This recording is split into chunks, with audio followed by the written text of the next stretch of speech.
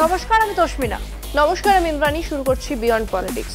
Brazilian model নিয়ে অভিযোগনামা। Rahul ফাটালেন hydrogen বোমা। আজ সকাল থেকেই ঘুম ঘুম পাচ্ছে। কি রে, এত বড় বোমা ফাটলো তাও তোর ঘুম পাচ্ছে? বোম বোম কোথায় ফাটলো? বিশাল বড় বোম ফেটেছে, তুই খালি আওয়াজ পাসনি। আরে কোথায় বোম ফেটেছে সেটা তো বলো। রাহুল গান্ধী বোম ফাটিয়েছেন দিল্লিতে। দিল্লিতে বোম? রাহুল গান্ধী? আমি তো কিছুই বুঝতে পারছি না। রাহুল হাইড্রোজেন বোমা ফাটিয়েছেন হরিয়ানার ভোটার তালিকা নিয়ে। তা কি বোমা ফাটালেন রাহুল গান্ধী? এক ব্রাজিলিয়ান মডেল ভিন্ন নামে ভোটার হয়েছেন। 25 লাখ ভুয়ো ভোটার আছে হরিয়ানাতে, এরকম আরো অভিযোগ। এত বড় বড় অভিযোগ? রাহুল আর কি বললেন? তুই এই খবরটা দেখ, তাহলে হাইড্রোজেন বোমা কিভাবে ফাটলো পুরোটা জানতে পারবি। কংগ্রেস নেতা রাহুল গান্ধী বহু প্রতীক্ষিত হাইড্রোজেন বোমা অবশেষে ফাটালেন। সাংবাদিক বৈঠকে তিনি দাবি করেন, হরিয়ানায় প্রায় 25 লক্ষ ভুয়ো ভোটার রয়েছে। তার কথায় রাজ্যের মোট 25 কোটির মধ্যে 1/8 ভোটার নকল। গান্ধী অভিযোগ করেন, একই নাম বহুবার ভোটার তালিকায় রয়েছে, এক ঠিকানায় শত শত ভোটার দেখানো হয়েছে। অনেক বিজেপি সমর্থক হরিয়ানা ও উত্তরপ্রদেশ দুই রাজ্যেই নাম লিখিয়েছেন। তিনি বলেন, এসব জালিয়াতির মাধ্যমে হরিয়ানার 2024 সালের বিধানসভা ভোট চুরি হয়েছে। কংগ্রেসের অনুসন্ধানে পাওয়া গেছে 5,21,619 জনের নাম তালিকায় একাধিকবার রয়েছে। 93,174টি ঠিকানা ভুল। একই ঠিকানায় একাধিক ভোটার হিসেবে নাম রয়েছে 19,26,351 জনের। সব মিলিয়ে 25,41,144টি নকল নাম পাওয়া গেছে বলে দাবি। তিনি বলেন, এই জালিয়াতির কারণে কংগ্রেস 8টি আসনে অল্প ব্যবধানে হেরে যায়। মোট ব্যবধান ছিল মাত্র 1.12 লক্ষ ভোট। এক ব্রাজিলিয়ান মডেলের ছবি 22 বার বিভিন্ন নামে তালিকায় ব্যবহৃত হয়েছে, এমন উদাহরণও তিনি দেখান। আরেক মহিলার ছবি 223 জন ভোটারের নামের সঙ্গে যুক্ত। রাহুল গান্ধী দাবি করেন, নির্বাচন কমিশন ইচ্ছাকৃতভাবে এসব ভুল সংশোধন না করে বিজেপিকে সাহায্য করছে। তিনি বলেন, কমিশনের সফটওয়্যার থাকলেও তা ব্যবহার করা হচ্ছে না। গুরু নানকের জন্মদিনে রাহুল বলেন, তিনি যা তথ্য দিয়েছেন তা 100% সত্যি। গান্ধী আরও জানান, মহাদেবপুরা ও আলন্দে জালিয়াতি প্রমাণ পাওয়ার পরই হরিয়ানায় তদন্ত শুরু হয়।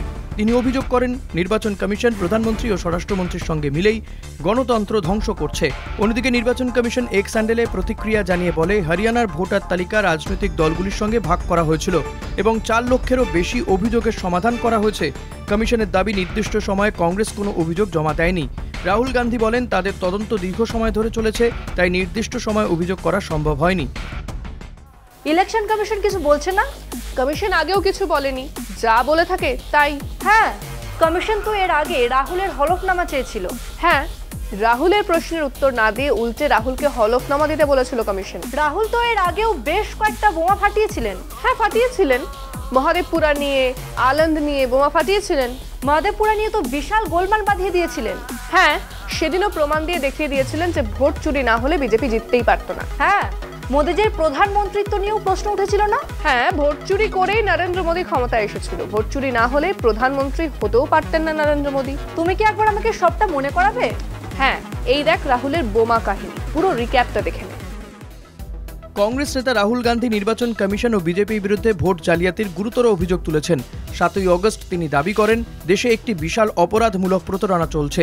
তিনি বলেন, কর্ণাটকে বেঙ্গালুরু সেন্ট্রাল লোকসভা আসনের মহাদেবপুরা বিধানসভা কেন্দ্রে তদন্তে দেখা গেছে প্রায় 1 লাখ ভোট চুরি হয়েছে।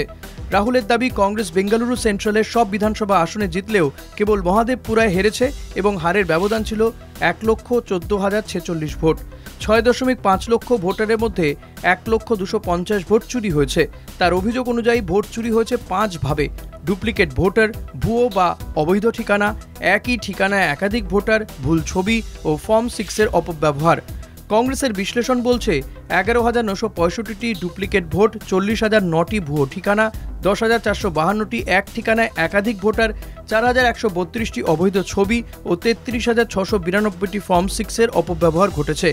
রাহুল উদাহরণ দিয়েছিলেন, আদিত্য শ্রীবাস্তব নামে একজন ভোটার কর্ণাটক, উত্তরপ্রদেশ ও মহারাষ্ট্র 3 রাজ্যেই তালিকাভুক্ত।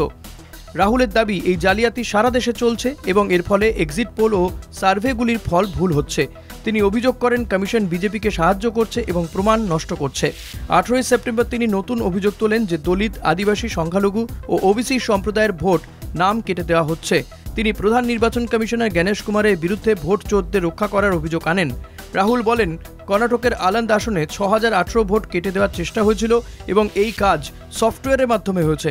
মহারাষ্ট্রের রাজুরা আসনেও ৬,৮৫০ ভুয়ো অনলাইন ভোট যুক্ত হয়েছে বলে দাবি করেছিলেন রাহুল। কমিশন তখন কেমনই একটা পিসি করেছিল। হ্যাঁ, সাংবাদিক বৈঠক, আর সেটা দেখে অনেকেরই মনে প্রশ্ন উঠেছিল।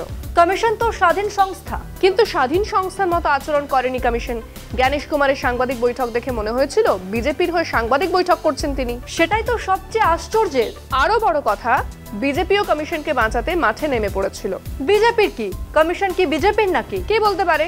কমিশনের বিরুদ্ধে কথা বললে বিজেপি যেভাবে নিজের গায়ে মেখে নেয়, দেখে বোঝা যায় না কমিশন আর বিজেপি এক নাকি আলাদা। ইডি, সিবিআই থেকে কমিশন সবই তো বিজেপি চালাতে চায়। হ্যাঁ, ভোটের আগেই সব উঠে পড়ে লাগে। নে এবার শেষ কর, সময়ও শেষ। হ্যাঁ, তাই ভালো। তাই বিয়ন্ড পলিটিক্স আজকের মতো এই পর্যন্তই। দেখতে থাকুন কলকাতা টিভি, রাত দিন 7 দিন।